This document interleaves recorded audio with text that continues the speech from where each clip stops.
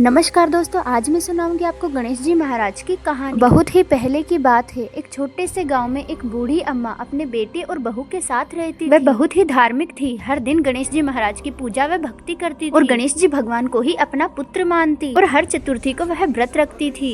बहू को ये सब झंझट और पूजा पाठ नहीं पसंद था। सोचती कि ये सब करने से क्या मिलेगा, लेकिन बुढ़िया माई भक्ति के लिए बहुत ही अटल थी। रोज सवेरे जल्दी उठकर स्नान कर गणेश जी महाराज की पूजा करती थी। घर में हमेशा शांति और समृद्धि बनी रहती। पड़ोसी भी कहते कि इनके घर में गणेश जी की कितनी कृपा है और इन पर कभी भी संकट नहीं आता। बहू को लगता कि ये सब सास का अंधविश्वास है और वह अपनी सास से कहती कि माँ जी, ये सब पूजा पाठ पुरानी सोच है और अब जमाना बदल गया है। वह अपनी बहू से कहती कि बेटी, गणेश जी महाराज अपने बेटे जैसे हैं। वे हमारे सुख दुख के साथी है। उनका नाम लेने से सारे विघ्न दूर हो जाते हैं। एक दिन गणेश चतुर्थी का दिन आया। सास ने विशेष रूप से पूजा की तैयारी की। मोदक बनाए, रंगोली बनाई। उसने गणेश जी की छोटी सी मिट्टी की मूर्ति बनाई। उसने अपनी बहू से कहा, बेटी आओ, तुम भी गणेश जी महाराज की पूजा में भाग लो। उनका आशीर्वाद जीवन में बहुत काम आता है। उसने उसकी सास से कहा, माँ जी, मुझे तो बहुत काम है, पूजा करने से रोटी नहीं मिलेगी, आप कर लीजिए। सास दुखी हुई, लेकिन फिर भी वह पूरी श्रद्धा से गणेश जी की पूजा करने लगी। रात को उस माई को सपना आया। गणेश जी स्वयं उसके घर पधारे और उसने बुढ़िया माई से कहा, माँ, मैं तुम्हारी भक्ति से बहुत प्रसन्न हूँ, कल मैं तुम्हारे घर आऊंगा। अगले दिन सास ने घर साफ किया, मिठाई बनाकर पूजा की तैयारी करी और इंतजार करने लगी। इंतजार करते करते दोपहर हो गई और बुढ़िया माई सोचने लगी कि गणेश जी महाराज तो अभी तक नहीं आए। गणेश जी के रूप में एक छोटा सा बालक दरवाजे पे आ गया और बोलने लगा, माई, मुझे बहुत जोर से भूख लगी है, मुझे कुछ खाने को दे दो। बुढ़िया माई मुस्कुरा कर बोली, बेटा आजा, तू तो मेरे गणेश जैसा लगता है। बुढ़िया माई ने उसे अच्छे से बिठाया, पत्तल में भोजन परोसा और गुनगुनाते हुए आरती करने लगी।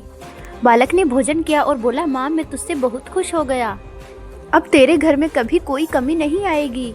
यह बोलकर वह बालक अदृश्य हो गया। सास देखकर बहुत खुश हुई कि वह स्वयं गणेश जी महाराज थे। यह सारी घटना बहू ने देखी, पर वह अभी भी सच्चाई नहीं जानती थी और वह सोचती कि जरूर ये अम्मा जी की कोई चाल होगी। कुछ दिन बाद घर में अचानक से अनाज खत्म हो गया। बहू ने सास से कहा, अम्मा जी, क्या किया तुम्हारे गणेश जी ने? घर में अब कुछ नहीं बचा खाने को। सास ने साफ स्वरों में कहा, बेटी, सब समय का फेर है। एक दिन बहू के सपने में गणेश जी आए और बोले, बेटी, तुमने ना मुझे पहचाना और ना ही अपनाया। तेरी सास ने बहुत श्रद्धा भक्ति से मेरी पूजा की। ये बोलकर गणेश जी अदृश्य हो गए।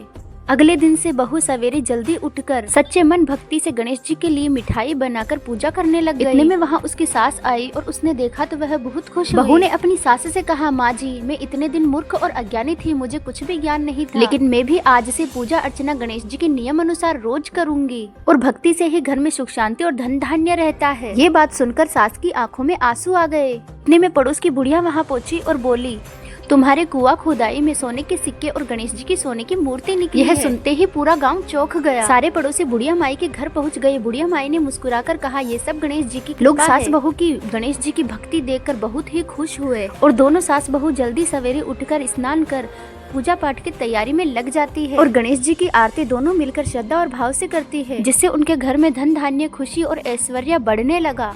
हे गणेश जी महाराज, जो भी इस वीडियो को लाइक करके कमेंट में गणेश जी की जय लिखे, उसके घर आप जरूर आना।